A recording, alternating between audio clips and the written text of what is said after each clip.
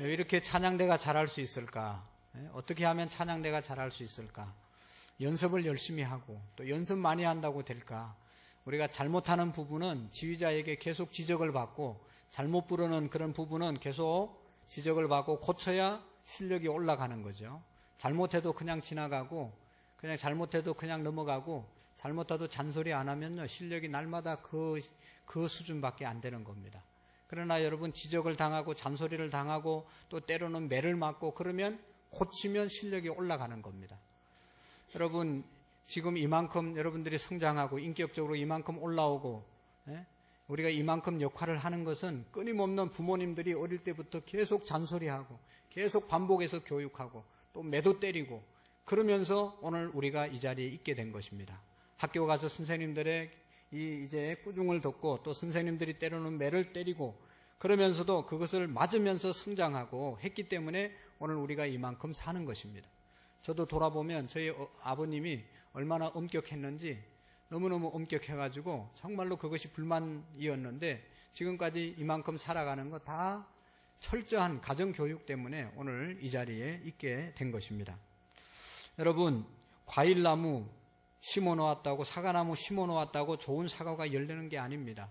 사과나무가 좋은 열매를 사과를 맺히기 위해서는 끊임없는 전지와 농약을 쳐야 되고 거름을 줘야 되고 끊임없이 가꾸지 않으면 열매가 맺혀지지 않을 뿐만 아니라 사과가 열려줘도 그것이 돌사과가 돼서 상품 가치가 전혀 없습니다. 맛이 없습니다. 쓸 수가 없습니다. 끊임없이 주인이 노력하고 가꾸지 않으면 좋은 열매, 상품을 만들어낼 수가 없습니다. 여러분 우리 인생도 마찬가지입니다. 신앙생활도 마찬가지입니다. 듣기 좋은 말씀만 듣고 위로와 격려의 말씀만 듣고 젖과 꿀 같은 말씀만 계속 교회에서 듣고 잘한다만 하면 정말로 잘하는 줄 알고 잘못하는 것을 고치지 않고 계속 그 정도로 그렇게 나가면 우리의 신앙의 발전과 아무런 능력이 나타나지 않고 변화가 나타나지 않을 수 있습니다. 그런 거로 여러분 우리가 인생이 승리하는 비결은 우리가 좋은 소리도 듣지만 좋지 않는 소리도 내가 듣고 내 잘못된 부분을 고치지 않으면 우리 인생이 승리할 수가 없는 것입니다. 발전할 수가 없습니다. 그래서 싫은 소리도 듣고 또 매도 맞고 또 아픔도 겪으면서 우리가 성장해야만 건강한 사람이 되어질 수 있는 것입니다. 여러분 저도 아까도 얘기했지만 어린 시절을 돌아보니 아버지가 얼마나 엄격하게 철저하게 했는지 모릅니다. 그때는 너무너무 불만이었어요. 우리 아버지는 왜 다른 친구들은 노는데 그냥 내버려 두기도 하고 했는데 방학 때도 일을 시키고 새벽에도 일어나게 하고 그냥 얼마나 엄하게 했는지 모릅니다. 그때는 너무너무 불만이었어요. 아버지가 없으면 편안하게 좀 마음껏 놀 수 있을 텐데 우리 아버지는 왜 돌아가시지도 않냐. 그래가지고 돌아가시라고 기도도 했는데 그게 마음대로 안 되는 거잖아요. 얼마나 엄하게 했는지 너무너무 엄하게 했어요. 여러분 신앙생활을 하면서 우리도 그렇게 생각할 수 있기를 바랍니다. 교회 와서 목사가 지적하고 교회 와서 책망의 설교도 듣고 또 여러분 때로는 매도 맞고 이렇게 해야 그걸 견뎌야 우리의 신앙이 제대로 세워지는 것입니다.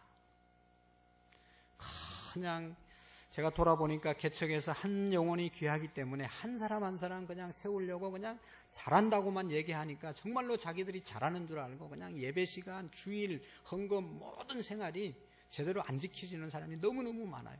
여러분 그런 사람은요 예수님 심판하실 때 제대로 설 수가 없는 거예요.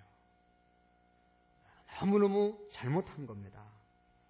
사랑하는 성도 여러분, 우리가 남보다 더 잘되고 앞선다는 것, 승리한다는 것, 성공한다는 것은 너무너무 좋은 거예요. 실패는 나쁜 것입니다. 실패는 성공의 어머니라고 말하지만 이 실패가 성공의 어머니 될 때 좋은 것이지 실패만 계속하면 그 실패는 의미가 없는 거예요. 있어서는 안 되는 겁니다. 실패가 우리에게 유익이 되는 것은 내가 실패를 통해서 성공의 디딤돌로 삼고 교훈을 받고 그래서 성공할 때 실패한 게 의미가 있는 것이지 계속 실패만 하면 그 실패가 우리에게 무슨 의미가 있겠습니까? 우리 인생이 승리하는 것이 좋고 발전하는 것이 좋고 잘 되는 것이 좋은 것이지 안 되고 실패하는 것은 좋은 것이 아닙니다. 여러분 우리 모두가 어떤 부분에서든지 승리하는 삶을 살 수 있기를 바랍니다. 인생은 한 번밖에 없는데 어차피 여러분 살 것이면 승리하는 인생을 살면 좋지 않겠어요? 승리는 두 종류의 승리가 있습니다. 의미 있고 보람 있는, 가치 있는 승리가 있고, 보람도 없고 가치가 없고 의미 없는 그런 인생도 승리도 있습니다. 의미 없는 곳에 승리하면 아무런 정말로 이게 의미가 없는 것이죠. 오래전에 미국에서 사람이 쓴 책 중에 하나가 사소한 것에 목숨을 걸지 말라, 그런 책이 있었어요. 사람들이 너무나 사소한 것에 목숨을 건다는 것이죠. 승리해도 성공해도 아무런 의미가 없는데 거기에 우리의 정신을 팔고 그것을 성공하고 승리하려고 애쓴다는 것이죠. 여러분, 영국에서는요, 런던에서 얼굴 찡그리기 대회, 누가 심하게 얼굴을 찡그리고 인상을 잘 쓰느냐 하는 그런 대회도 있었다고 그래요. 그래가지고 험악하게 인상을 쓰는 사람이 1등 하는 겁니다. 그래서 거기에 나갈 사람들은요, 1년 내에 연습을 하는데 인상 쓰는 연습. 그래서 평소에 항상 인상을 쓰고 살아야 그 대회 나가서 좋은 성적을 올릴 수가 있는 거예요. 여러분, 그 인상 쓰는 대회 가가지고 1등 한들 그게 무슨 의미가 있겠어요? 1년 내에 그 나가려고 인상 쓰고 사는 삶이 무슨 가치가 있습니까? 여러분, 웃으면서 살아도 일들이 될까 말까 한데 인상 쓰고 살아서 될 일이 뭐가 있어요? 아무런 의미가 없어요. 옛날에 우리가 어렵게 살 때 먹기 대회를 많이 했어요. 누가 많이 먹냐? 그래, 짜장면 많이 먹기 대회. 그래가지고 막 짜장면 시켜놓고 누가 많이 그거 1등 하면요, 배 터져서 그냥 안 죽은 게 기적이지. 그게 무슨 의미가 있어요? 어떤 학교에서 선생님들이 이제 학교 끝나고 회식을 했어요. 누가 술을 많이 오랫동안 먹고 안 취했냐? 술 먹기 대회 했잖아요. 그래가지고 거기 1등한 사람이 그날 밤에 죽었다잖아요.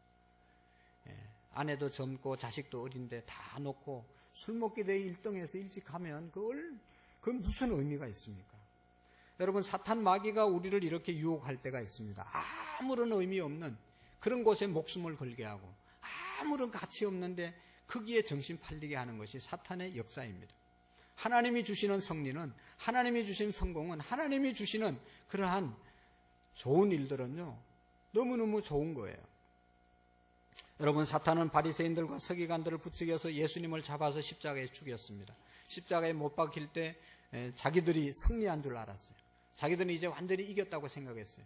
그러나 예수님께서 십자가에 죽으심으로 모든 사탄의 역사를 멸하시고 3일 만에 부활하시고 죽음의 권세를 깨뜨리는, 예수님이 승리하는 그런 결과를 가져오게 되었습니다.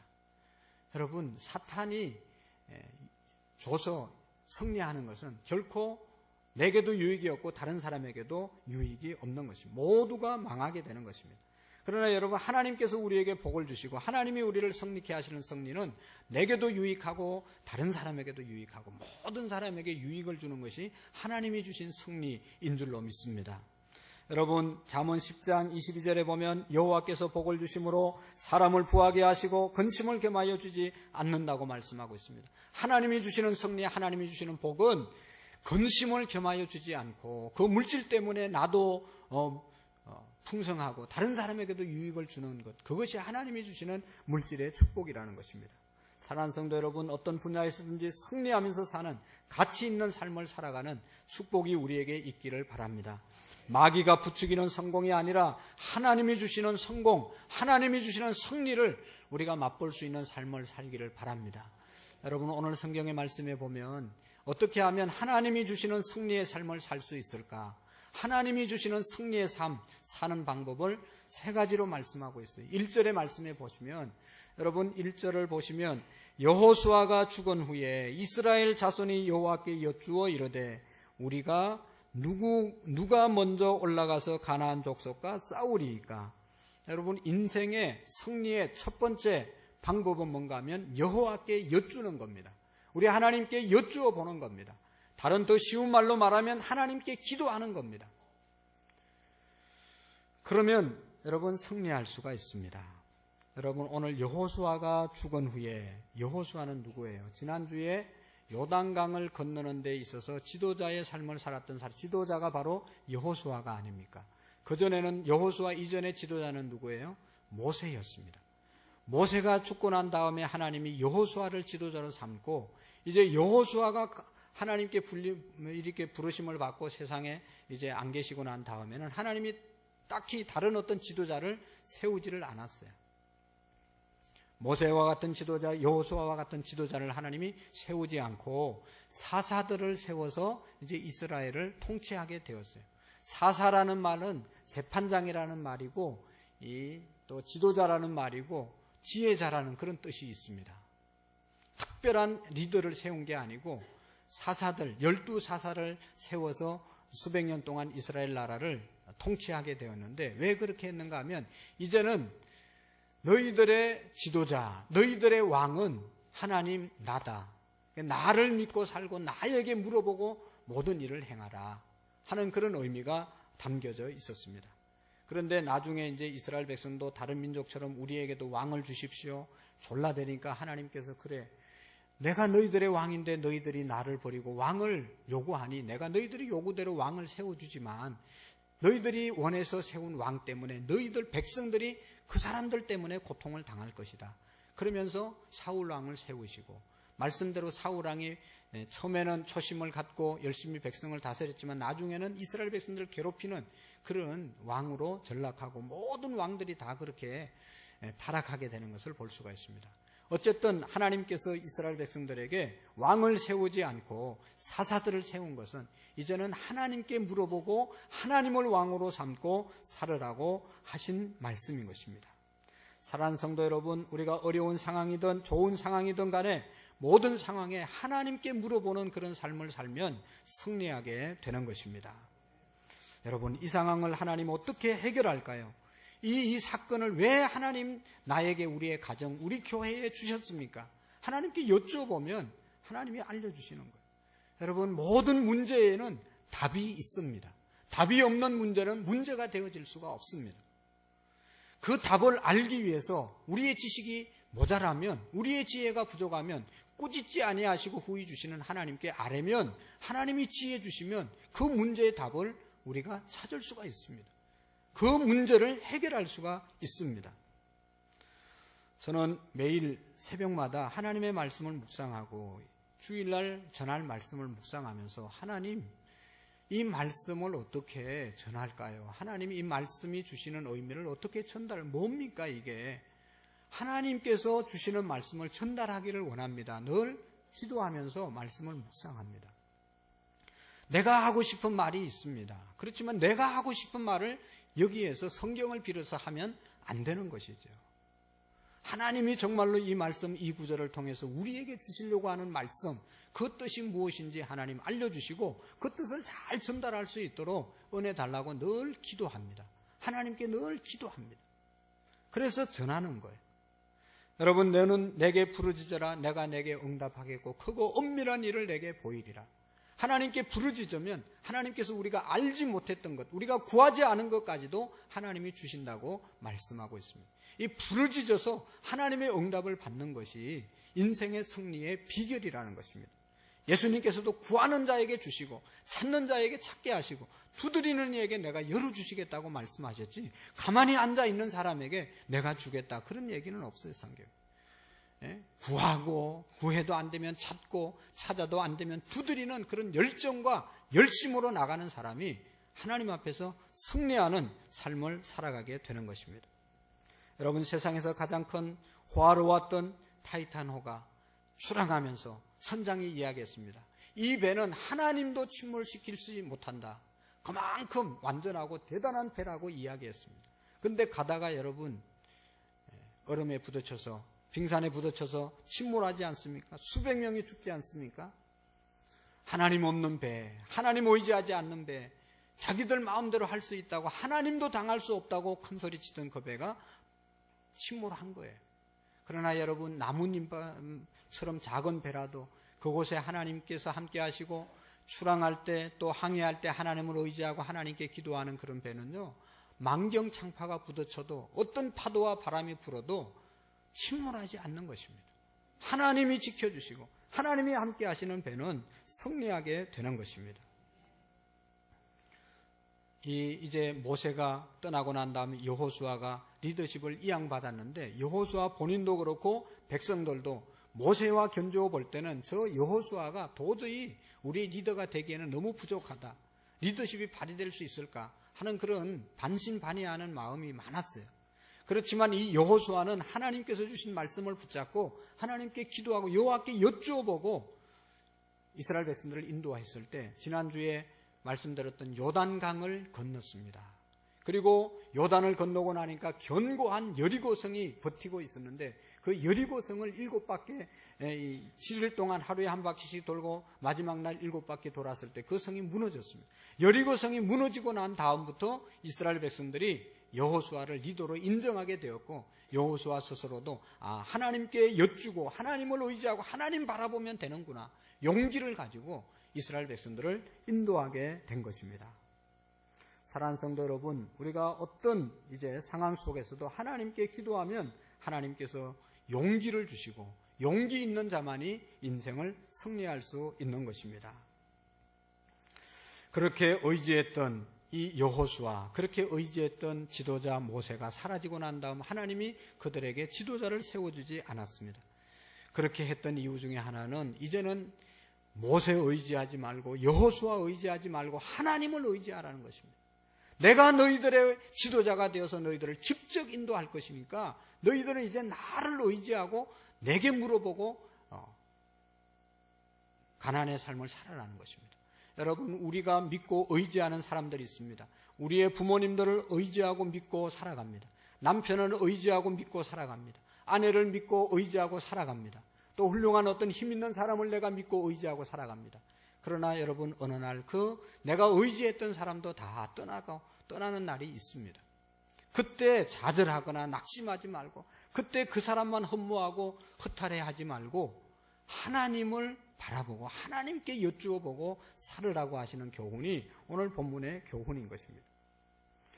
하나님 의지하고 하나님 앞에 구하고 구할 때 하나님께서 우리에게 용기를 주시고 용기 있는 삶이 인생을 승리할 수 있다는 것입니다. 여러분, 다윗이 골리앗 장소 앞에 나갔을 때 두려워서 뜬 것이 아니라 너는 칼과 단창으로 내게 나왔지만 나는 만군의 여호와의 이름으로 내게 나가노라.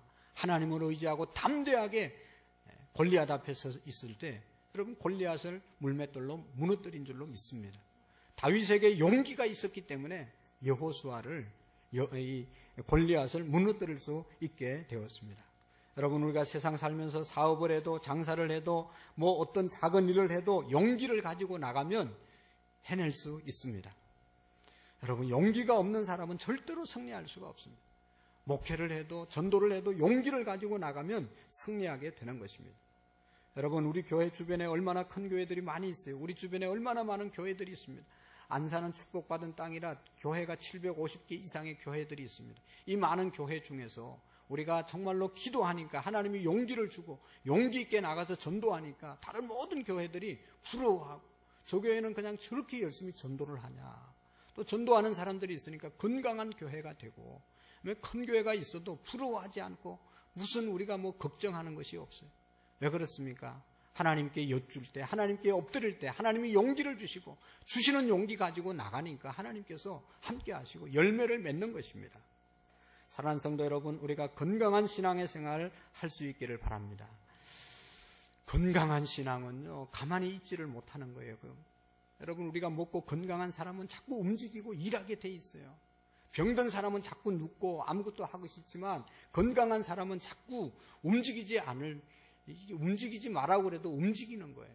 애들이 병원에 입원하면 여러분, 입원한 이유는 빨리 움직이지 말고 있으면 빨리 회복되라고 입원시키는 거거든요. 근데 아이들이 이게 조금 나아지면 있을 수가 없는데 계속 붙잡아 둬도 그냥 막 병원 안에 막 돌아다니는 거예요. 왜냐하면 건강이 그만큼 회복되었기 때문에. 여러분, 우리의 신앙도 건강한 신앙은요, 가만히 있을 수가 없어요.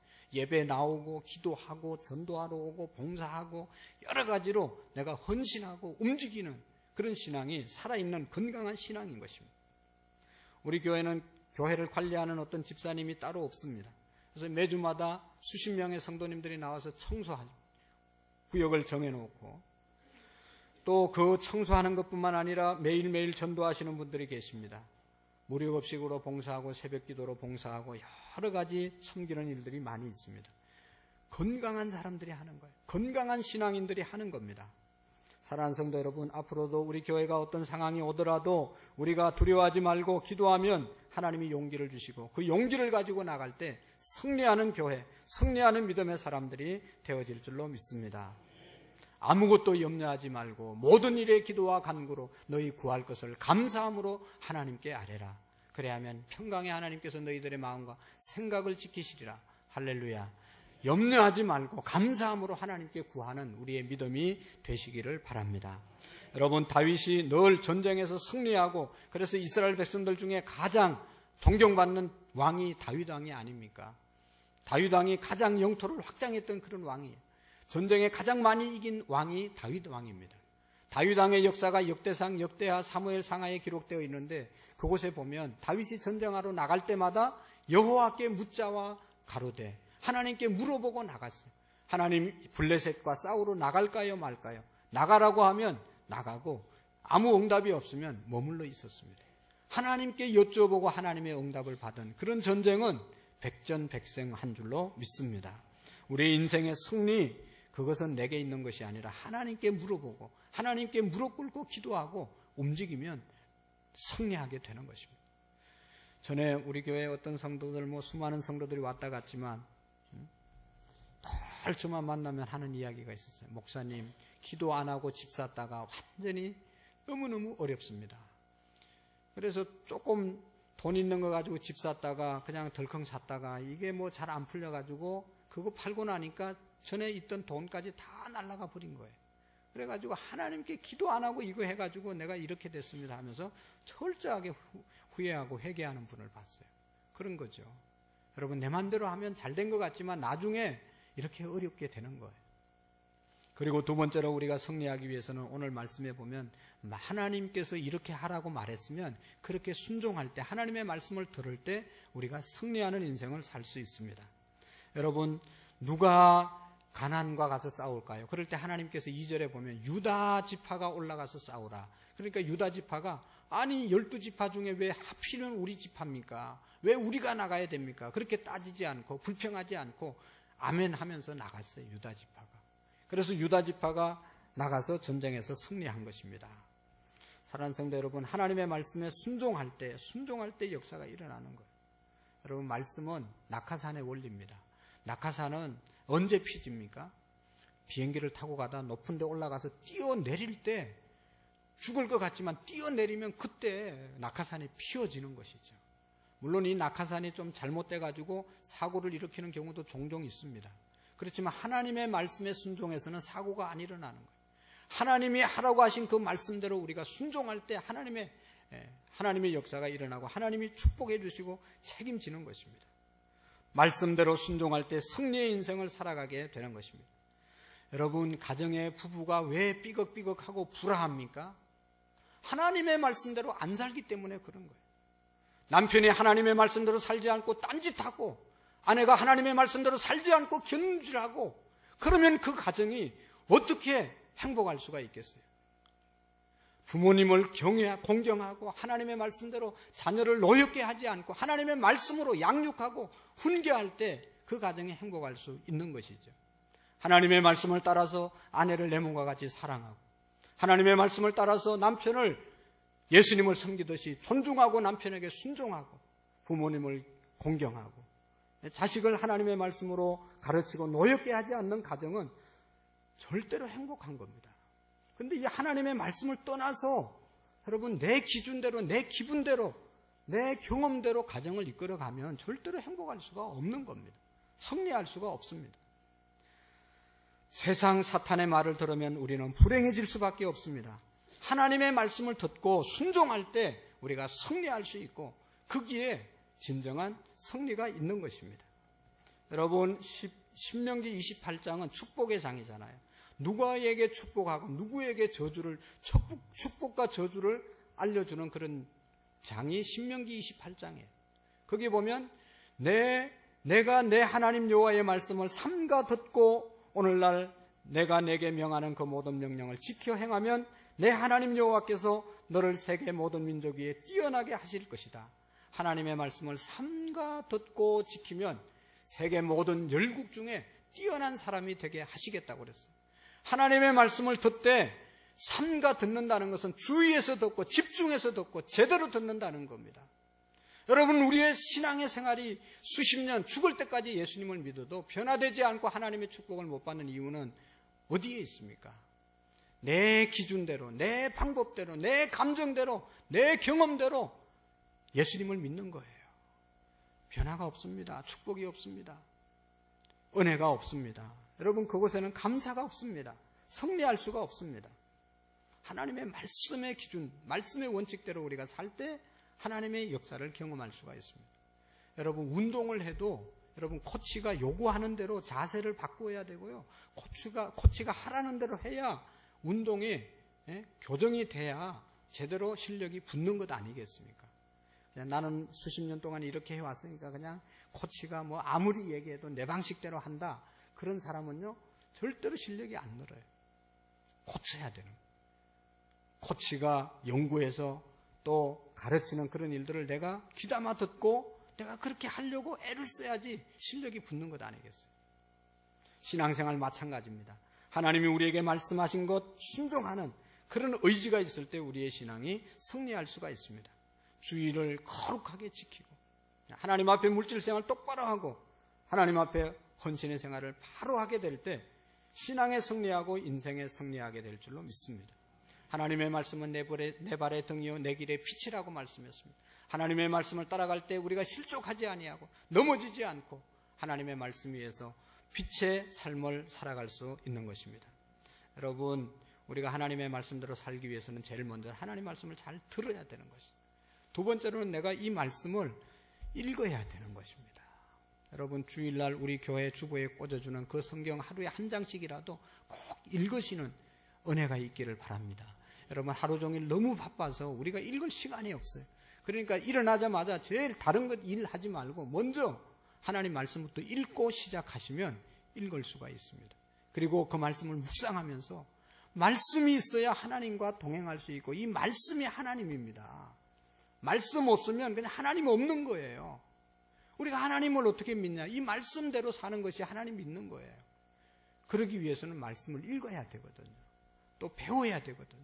공부해야 되고 들어야 되는 것입니다. 여러분, 우리가 승리하기 위해서 하나님 말씀을 가까이 하는 축복이 있기를 축원합니다.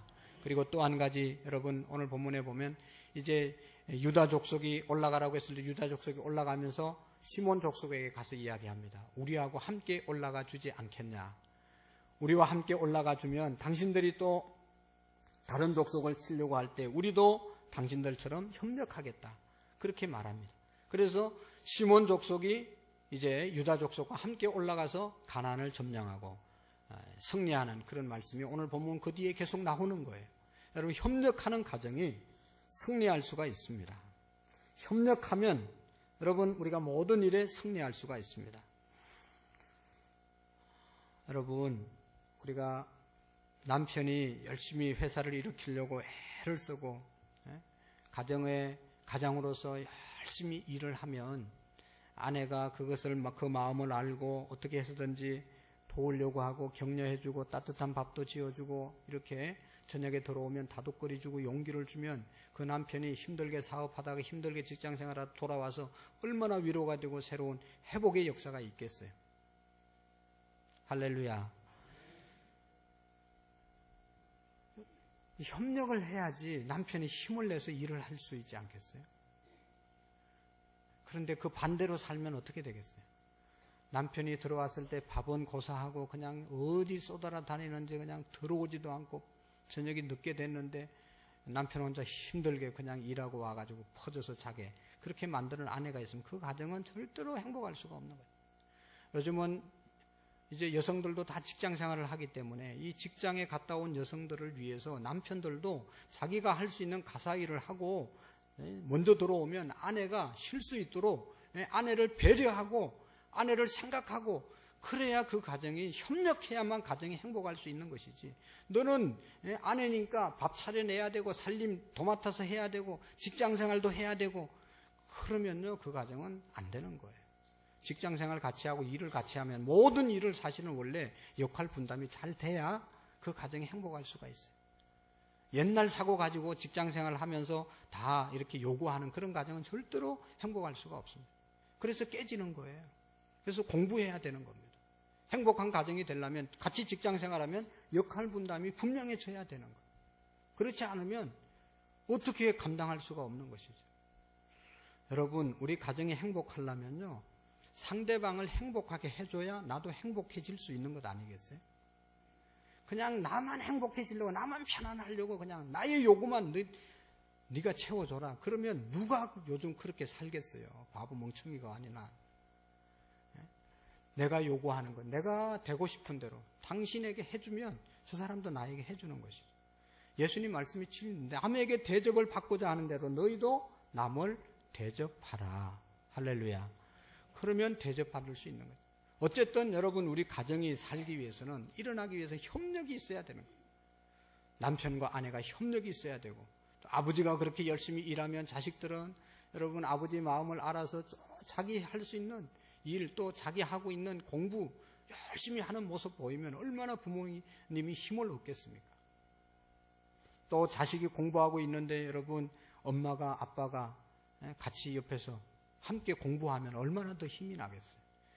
애는 열심히 입시 공부하고 있는데, 시험 공부하고 있는데 텔레비 그냥 틀어놓고 그냥 너는 네 갈 길 가고 나는 내 갈 길 간다 그러면서 막 텔레비 크게 틀어가지고 막 그러면 이 아이가 어떻게 공부를 잘할 수 있겠어요? 협력해야 된다는 것이죠. 여러분, 교회도 우리가 협력하게 될 때 그 교회가 은혜롭고 복된 교회, 승리하는 교회가 될 줄로 믿습니다. 여러분, 성도님들끼리 서로 협력할 수 있기를 바랍니다. 목회자와 성도가 협력이 일어날 수 있기를 바랍니다. 저는 우리 교회가 지금까지 아주 협력을 잘한 교회라고 믿습니다. 여러분 보세요. 속은 어떨지 모르지만 여러분 우리 협력 잘하잖아요. 앞으로도 더 잘하셔야 됩니다. 속과 겉도 다 똑같이 협력했으면 좋겠어요. 미워하는 마음 없이, 갈등하지 않고 정말로 뭘 하자고 하면 딱 한 마음 되어서 하면 우리 교회가 엄청난 역사가 일어나는 것이죠. 지금처럼 여러분 우리 성도님들의 한 마음으로 정말로 이 교회를 사랑하고, 여러분 이 교회는 누구의 교회입니까? 여러분들의 교회지 않습니까? 남의 교회예요? 예수님을 누구를 위해서 믿어요? 나를 위해서 믿습니까, 여러분? 그런 사람은 너무너무 불행한 거예요. 교회가 내 교회입니까? 목사님 교회라고 생각하는 사람은 너무너무 비참한 신앙생활을 하는 사람이에요. 여러분들 교회예요. 우리 교회를 우리가 한마음 되어서 한 사람씩 전도하면 하나님이 더 기뻐하는 일들을 엄청나게 해낼 수 있지 않습니까? 그럼 금년 한 해는 우리가 협력해서 기도하고 협력해서 전도해서 하나님을 기쁘시게 하는 일에 더 쓰임받는 역사가 있기를 축원합니다. 여러분, 본인을 위해서 예수님을 믿으시고 본인을 위해서 교회 나오세요. 다른 사람, 여러분들 누가 이게 다른 사람을 위해서 하는 게 아니에요. 어떤 바보 같은 사람은 남을 위해서 믿어준다고 그러는데 이제 그런 생각을 그만하고 자기를 위해서 믿고 하나님의 영광을 위해서 예수님을 믿으시기를 바랍니다. 우리가 협력하면 가정도 협력하고, 여러분 회사도 노사분규 일어나면 그 회사는 순식간에 망하지 않습니까? 잘 되는 길이 협력하는 데 있어요. 그런데 여러분 가만히 보면 협력은 성령의 역사예요. 하나님이 역사하면 협력이 되는 거예요. 하나 될 수 있는 거예요. 그런데 하나님이 역사하지 않고 사탄이 역사하면 둘도 하나가 안 되는 거예요. 에덴 동산에 사탄이 찾아와서 아담에게 선악과 따먹으라고 유혹하고 그 사탄에게 넘어갔을 때 어떻게 됐습니까? 아담과 하와만 에덴 동산에 살았는데 하나님과 관계가 단절되게 되고 그 이후로 멸망이 오고 죄를 계속 짓게 되는 그러한 에덴을 쫓겨나는 그런 결과를 가져오게 되었어요. 마귀 사탄의 말을 들으면 분열의 역사가 일어나는 겁니다. 예수님의 12제자 중에 가룟 유다에게 사탄이 들어갔어요. 그전에는 12명의 공동체가 아주 아름답게 운영되다가 사탄이 가룟 유다의 마음속에 들어가고 난 다음부터 예수님의 12제자가 다 흩어졌잖아요. 여러분, 가정도 교회도 직장도 우리의 나라도 사탄이 역사하면 분열되는 것입니다. 분열의 영을 우리가 다 극복해야 되는 것입니다. 그래서 우리의 가정 가운데 성령이 역사하게 해달라고 기도해야 되는 것이고, 우리 교회 안에 사탄이 역사하지 못하도록 우리가 깨어서 기도해야 되는 이유가 거기에 있는 것입니다. 나라도 우리가 하나님 안에서 성령 안에서 하나 되면 여러분 우리 민족이 엄청난 일을 할 수 있는 것이죠. 한 번밖에 없는 우리의 인생, 여러분 어떻게 살기를 원합니까? 실패하기를 원하십니까? 승리하기를 원하십니까? 승리하기 위해서는 하나님께 날마다 여쭈어 사시기를 바랍니다. 그리고 내 기준으로, 내 기분으로, 내 감정으로 모든 일을 처리하는 것이 아니고 하나님의 말씀으로 교훈 삼고 그걸 잣대로 삼고 하나님의 말씀에 순종하고 그리고 무엇이든지 나를 내려놓고 서로가 협력하는 삶을 살아가게 될 때 그 인생은 승리하는 삶을 살게 될 줄로 믿습니다. 기도하시겠습니다.